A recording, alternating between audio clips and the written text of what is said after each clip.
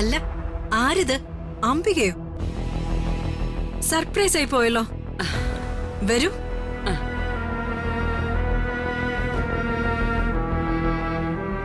അംബിക ഇരിക്കേ. അല്ല, രമ്യ എവിടെ? രമ്യ ഇവിടെ ഉണ്ടല്ലോ. രമ്യേ, രമ്യേ. അംബിക മേഡം.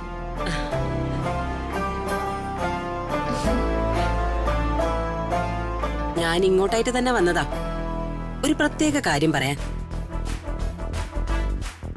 ഞാൻ പറയാൻ പോകുന്നൊരു നിർദ്ദേശം കേൾക്കുമ്പോ അത് ആദ്യം രുക്മിണിക്ക് നെഗറ്റീവായിട്ട് തോന്നും. പക്ഷേ ഇനി അങ്ങോട്ടുള്ള പല കാര്യങ്ങളും പോസിറ്റീവ് ആവാനേ ഞാൻ പറയുന്ന കാര്യങ്ങൾ രുക്മിണി നടപ്പാക്കണം. നടപ്പാക്കിയേ പറ്റൂ. കാര്യം എന്തെന്നറിയാതെ ഞാൻ എങ്ങനെ മറുപടി പറയാനാ? കാര്യം പറയാം.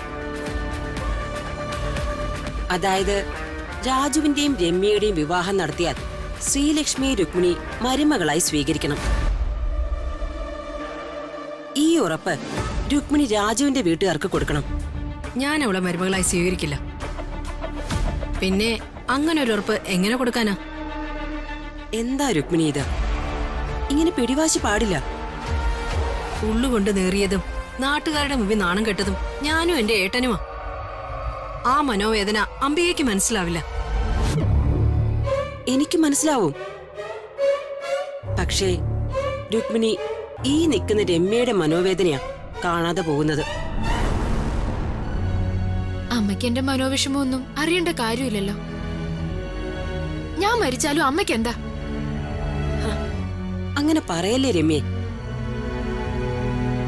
നിന്റെ അമ്മ നിന്നെ സ്നേഹിക്കുന്നത് കൊണ്ടാ ഇങ്ങനെയൊക്കെ ചിന്തിക്കുന്നേ. രുക്മിണി, ഞാൻ പറയുന്നതൊന്ന് അനുസരിക്കേ. ഈ ഒരു കാര്യം പറഞ്ഞ രാജു അത് അനുസരിക്കും.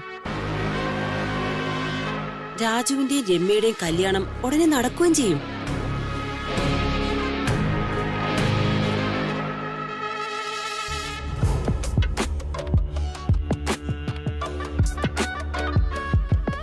ഞാൻ തരാന്ന് പറഞ്ഞ എമൗണ്ടേ അതൊരല്പം കൂട്ടിത്തരാം. എത്ര കൂട്ടിത്തരും? ഒരു 25 lakhs കൂട്ടിത്തരാം. പോരാ. പിന്നെത്ര വേണം? 50 lakhs കൂടി തരണം.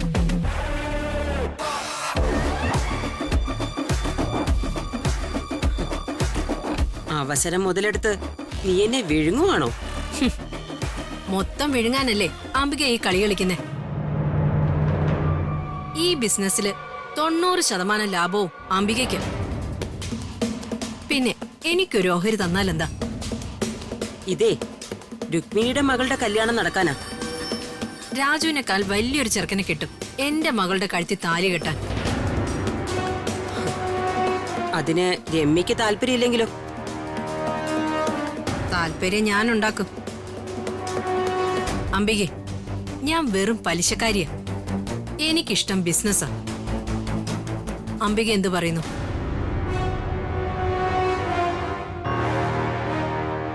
ശരി, സമ്മതിക്കുന്നു. അപ്പോ അടുത്ത ഘട്ടം?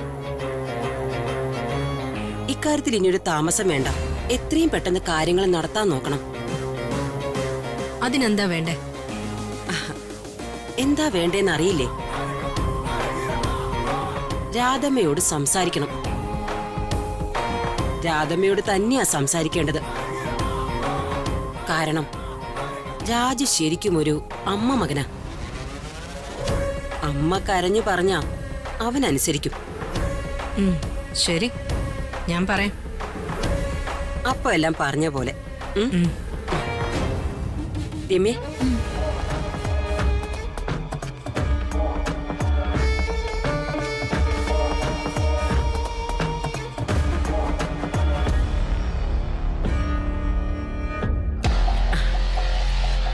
ഇന്നലെ രാജുവും ഋതികയും ഒരുമിച്ചായിരുന്നു എന്ന് എനിക്കൊരു സംശയമുണ്ട്.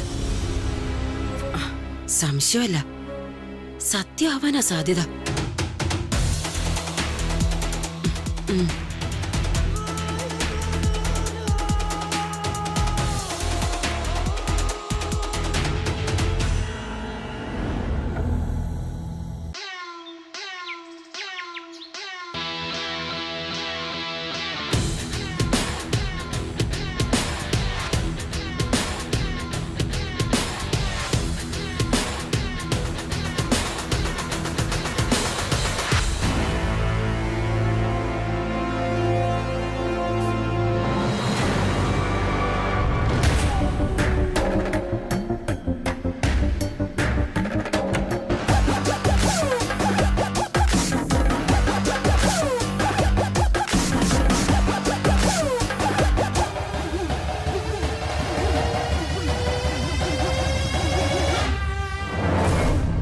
എന്താ അമ്മേ? എന്ത്? അല്ല, എന്തിനാ അമ്മ ഇങ്ങനെ ടെൻഷനോടെ നിൽക്കുന്നത്? എനിക്ക് പല ടെൻഷനും കാണും. അതിന്റെ എല്ലാം കാരണം എന്താണെന്ന് നിന്നോട് വിശദീകരിക്കണം എന്നാണോ?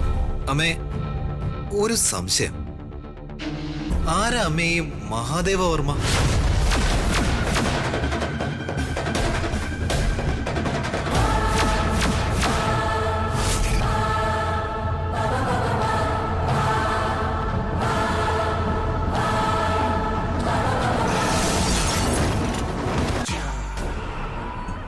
അല്ല, അമ്മ എന്താ ഒന്നും മിണ്ടാത്തത്?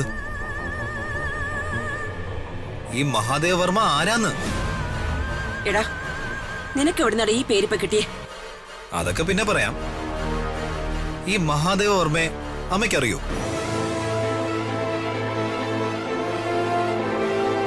ഞാൻ ആരെ അറിയില്ല. നിന്നോട് ഈ പേര് പറഞ്ഞത് ആരാണെന്നാ എനിക്ക് അറിയേണ്ടത്. അമ്മായി.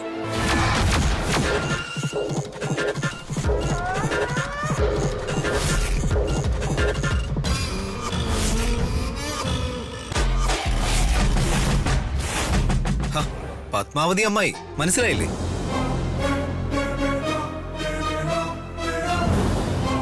നീയേ അവള് പറയുന്നൊന്നും കേൾക്കരുത്.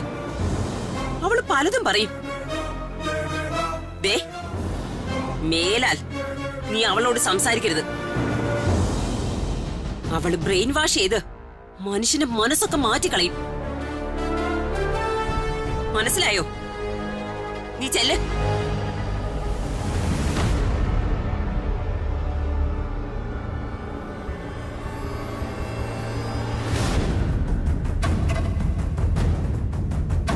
എത്രയും പെട്ടെന്ന് പത്മാവതി ആ കെട്ടിടത്തിൽ നിന്നും മാറ്റണം.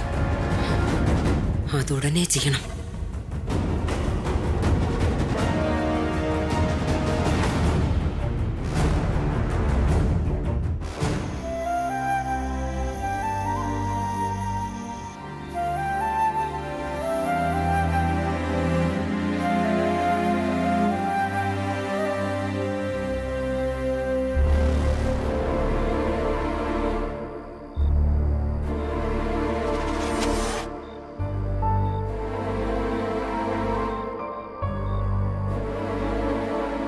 ഓനെ, നീ വന്നപ്പോ മുതലേ ഞാൻ ശ്രദ്ധിക്കുന്നത്, നിനക്കെന്താ ഒരു ടെൻഷൻ? എന്തോ ഒരു വലിയ കാര്യം നിന്റെ മനസ്സിൽ കിടന്ന് പുകയുന്നുണ്ട്. എന്താടാ പ്രശ്നം? എവിടേക്കാ നീ മാഡം കൂടെ പോയത്? പറയാച്ചാ, എന്റെ ചില സംശയങ്ങള് ഞാൻ അച്ഛനോട് ചോദിക്കാനിരിക്കായിരുന്നു.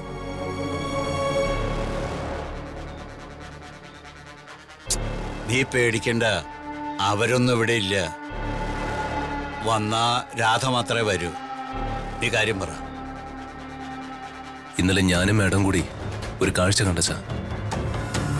സത്യം പറഞ്ഞ ഞങ്ങള് ഞെട്ടിപ്പോയി. ആ ഞെട്ടൽ ഇപ്പോഴും മാറിയിട്ടില്ല ചാ.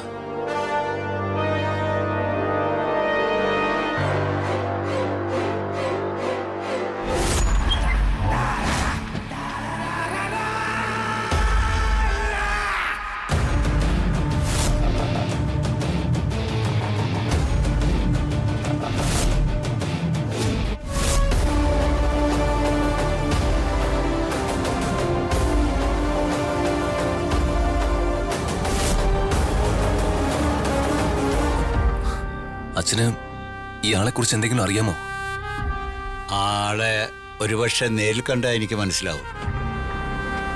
ഒരു കാര്യം സത്യ, വർമ്മ സാർ എത്ര കണ്ട് നല്ലവനാണോ അതിന് നേരെ വിപരീത ഈ അംബിക. അവരൊരു ഭയങ്കര സ്ത്രീയാ. ചോരക്കറ പുരണ്ട ഒത്തിരി കഥകളുണ്ട് അവരുടെ പിന്നിൽ. ആ പൂട്ടിയിട്ടിരിക്കുന്ന ആളാരാണെന്നും എന്തിനാണ് അംബിക അയാളെ പൂട്ടിയിട്ടിരിക്കുന്നതും നിങ്ങൾ തന്നെ കണ്ടുപിടിക്കണം. എനിക്കെന്തെന്നില്ലാത്ത പേടിയുണ്ടടാ. ആർദിക മാഡത്തെ കൊല്ലാൻ പോലും അംബിക മടിക്കില്ല. അച്ഛാ, ഞാൻ എന്തായാലും പ്രതിക മാഡത്തൊന്ന് വിളിക്കാം.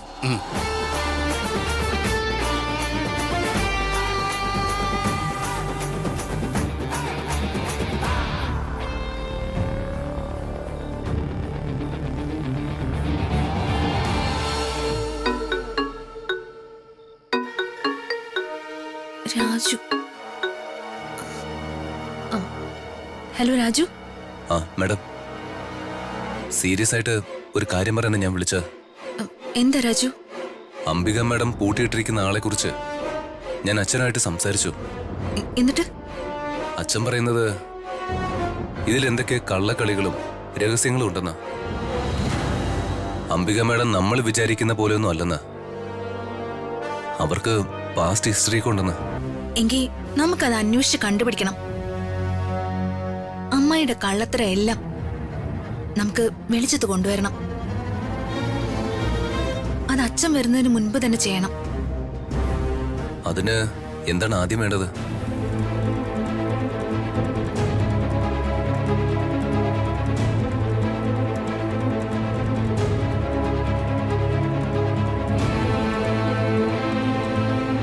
ആ, അപ്പൊ നാളെ രാവിലെ മാഡം. ശരി രാജു.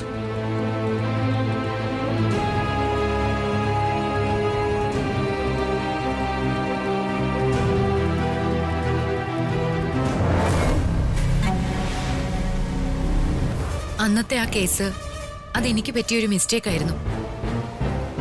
വർമ്മ സാറിനെ പോലെ ശാന്തശീലനായ ഒരു മിനിസ്റ്റർ അല്ലായിരുന്നെങ്കിൽ എനിക്കിരിക്കാൻ കസേര പോലും ഉണ്ടാവില്ലായിരുന്നു.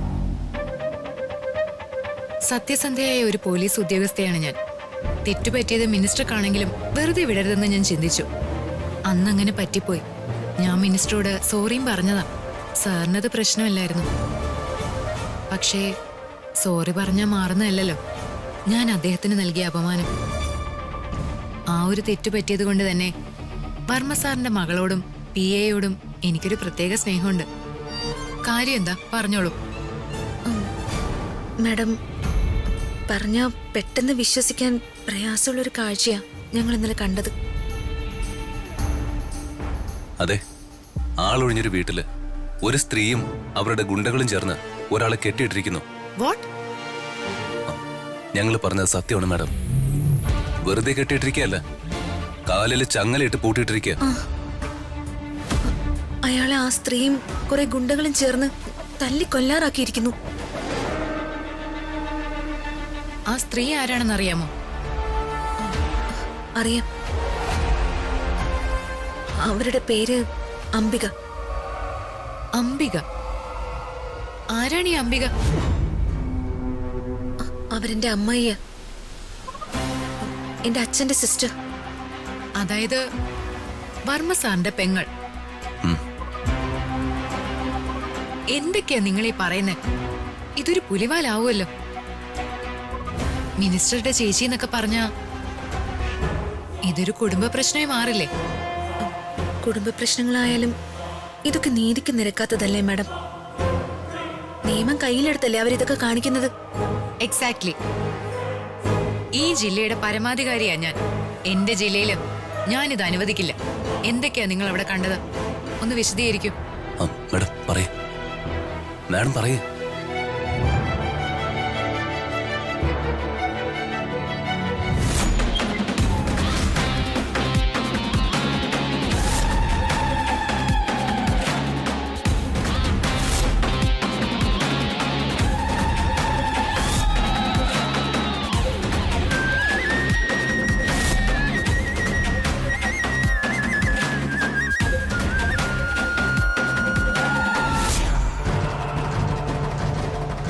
ഇനി ഒട്ടും താമസിപ്പിക്കണ്ട, നമുക്ക് അങ്ങോട്ട് ചെല്ലാം. ആ ശരി മാഡം.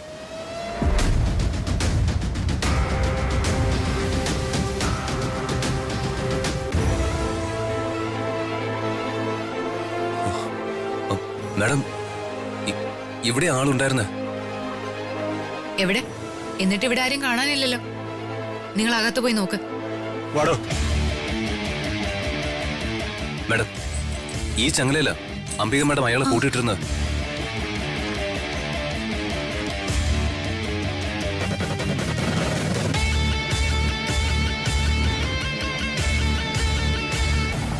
ഇവിടെങ്ങും ആരും ഇല്ല മാഡം. നിങ്ങളൊന്ന് പുറത്തൊക്കെ നോക്ക്. വാ, പുറത്ത് നോക്കാം. നിങ്ങൾ ഈ കെട്ടിടത്തിൽ തന്നെയാണോ അയാളെ കണ്ടത്? അതെ മാഡം. അവരാ മനുഷ്യനെ എങ്ങോട്ടെങ്കിലും കൊണ്ടുപോയതായിരിക്കും. അംബിക മേഡത്തിന് കൃത്യമായ തെളിവില്ലാതെ ചോദ്യം ചെയ്യാനൊന്നും പറ്റില്ല. പിന്നെ അവരുടെ കയ്യിലുണ്ടായിരുന്ന തോക്ക് അത് ലൈസൻസ് ഉള്ളതാണോ അല്ലയോ എന്ന് പരിശോധിക്കണം. ഏതെങ്കിലും സ്റ്റേഷനിലോ മറ്റോ മിസ്സിംഗ് കേസുകൾ ഉണ്ടോന്നും തിരക്കാം. നിങ്ങൾ നിരാശരാവാതെ, പോലീസിന്റെ കണ്ണെപ്പോഴും അംബികയുടെ പിന്നാലെ തന്നെ ഉണ്ടാവും. ശരി മാഡം. ശ്ശേ. എന്നാലും ഇതെവിടെ പോയി?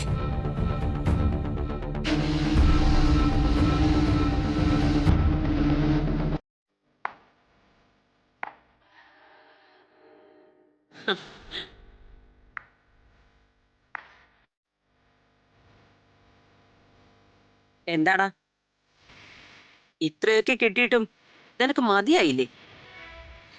അവസാനം സംഭവിക്കുന്നത് ഒരു മരണമാണെന്ന് വിചാരിച്ച പിന്നെ പേടി എന്തിനാ അംബികെ? അപ്പോ മരിക്കാൻ നീ തയ്യാറായി കഴിഞ്ഞു. വിധി അങ്ങനെയാണെങ്കിൽ അനുഭവിച്ചല്ലേ പറ്റൂ. പക്ഷേ ഞാൻ മരിക്കുന്നെങ്കിൽ അത് വളരെ സന്തോഷത്തോടെ ആയിരിക്കും. നിന്റെ ഒരിക്കലും അങ്ങനെ ആയിരിക്കില്ല. നീ ചെയ്ത എല്ലാ ക്രൂരതകൾക്കും നീ അനുഭവിക്കാൻ അംബികെ. ഞാനാ പറയുന്നത്. ഇന്നലെ വരെ നീ ചെയ്തു കൂട്ടിയ എല്ലാ ദുഷ്ടതകളും ഒടുവിൽ നിന്നെ വന്ന് വേട്ടയാണ്.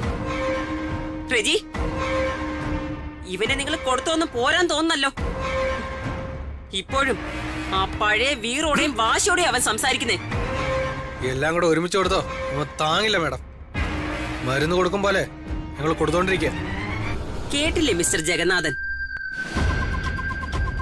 ഒറ്റയടിക്ക് നിന്നെ കൊല്ലാൻ ഇവരുദ്ദേശിക്കുന്നില്ലെന്ന്. നീയും നിന്റെ അനുയായികളും കൂടി എത്ര തന്നെ എന്നെ ഉപദ്രവിച്ചാലും മനസ്സുകൊണ്ട് ഞാൻ നിന്നോട് കീഴടങ്ങില്ല. പണവും അധികാരവും വന്നു ചേർന്നതിന്റെ അഹങ്കാരമാണ് നിനക്ക്. അതേടാ,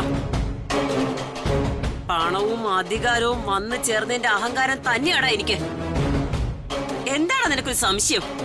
ചതിച്ചും മറ്റുള്ളവരെ വേദനിപ്പിച്ചും അവരെ ഇല്ലാതാക്കി നീ നേടിയെടുത്തതൊന്നും നേട്ടങ്ങളല്ല അംബികെ. നിന്നെ കാത്തിരിക്കുന്ന ഒരു മഹാദുരന്തമാണ്. അത് നീ ഓർത്തോ.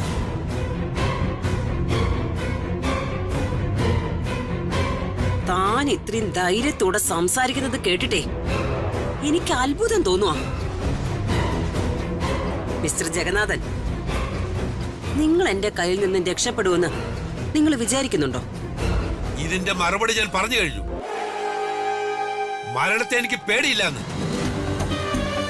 എന്നാ പിന്നെ എന്ത് ചെയ്യണം റജി?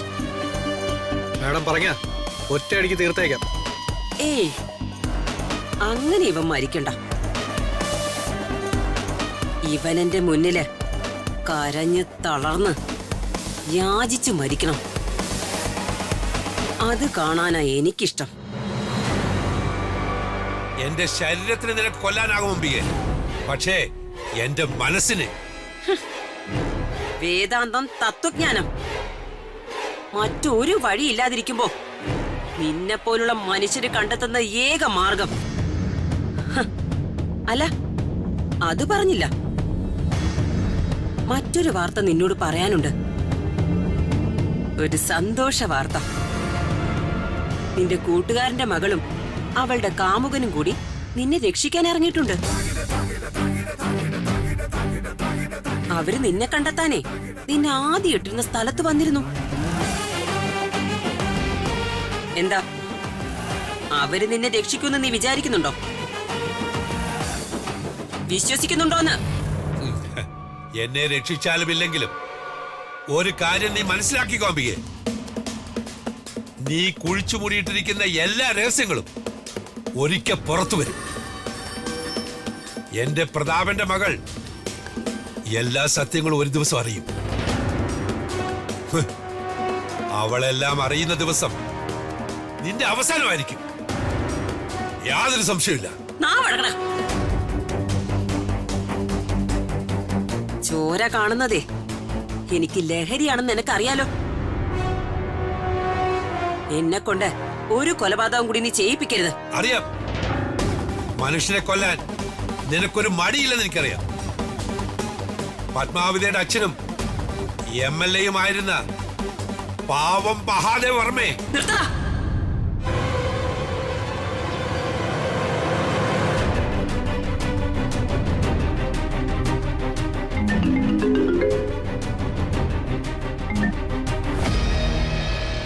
പറ ദീപകെ. അമ്മേ ആ പത്മാവതി ഗോഡൌണിൽ നിന്ന് രക്ഷപ്പെട്ടു. ഏ?